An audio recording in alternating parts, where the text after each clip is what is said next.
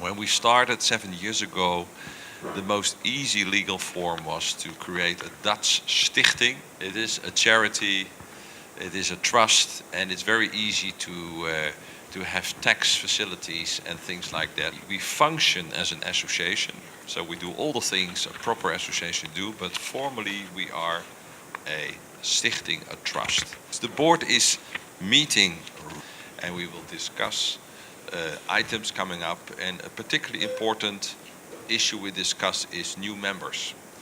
And we have quite a thorough assessment process developed over the last 7 years. We do that because we think the whole brand, the mission, the value of the Global Alliance is so important for everybody that we really need to go thoroughly through who should be member, who should be not. It's very important that in the board there is a good representation of all the different parts of the world. And at the moment we simply have not somebody from Asia, but also not somebody from Africa. That's another part of the world we would very much like to be represented in the board. In the process of filling that new vacancy, the process is very much engaging with the members in that region and talking it through. Therefore, we decided as the board to reappoint Tamara in her role for another 3 years, so 3-year terms. Yeah, so you know there is a real democratic process going on as well.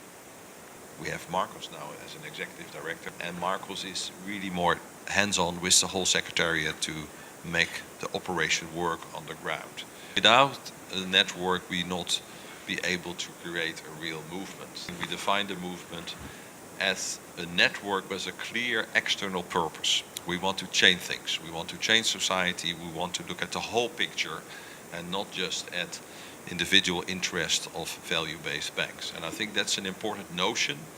I think it was always living in the alliance, but we made it more explicit, and we felt that this is something we should express. Particular item this morning was that we should be more active in banking associations locally, convince the bankers associations that there are some very worthwhile things in what we do. Basically, the three big goals of the document that you will receive in the summer, we'll try to ensure. So we will address those three topics. What can you expect as a host member? What is expected from you also? What the members that are participating can expect from the meeting, and also from a logistic and financial perspective, how can we work together to ensure that it's reasonable?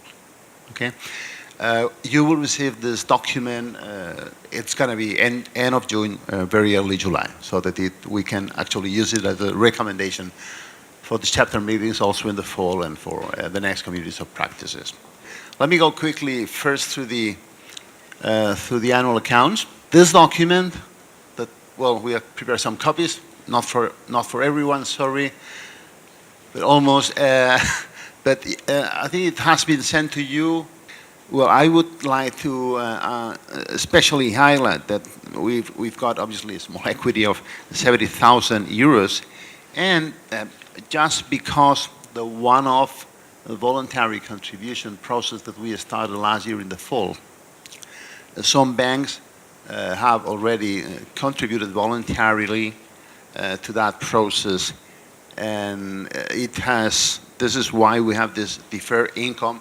Our Dutch financial advisors, because this is a stichting, as Peter said, it's basically special contributions that we need for, to overcome possible deficits in these transition years of 2016 and 2017 till we stabilize the budget, and the outlook to stabilize our budget is the second half of 2017.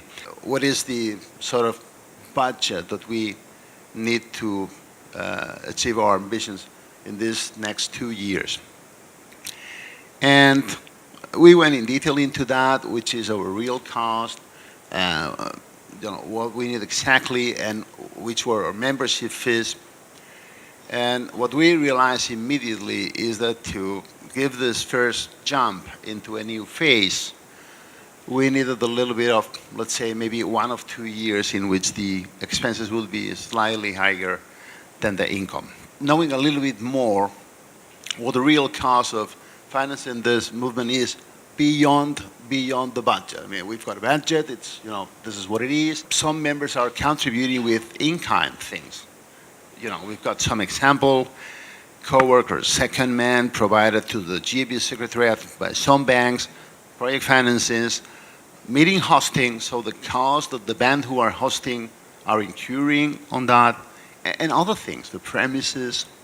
But just for information, just for you to know roughly where we are. And the total amount that we came with is the one that you see in the slide. That's 383,000 euros to share this information with any of you. But the reflection that I take out of this is that the real effort from an economic perspective of just bringing the GIBB to movement is the budget plus, let's say, you know, the income contribution. That is roughly slightly above €1 million.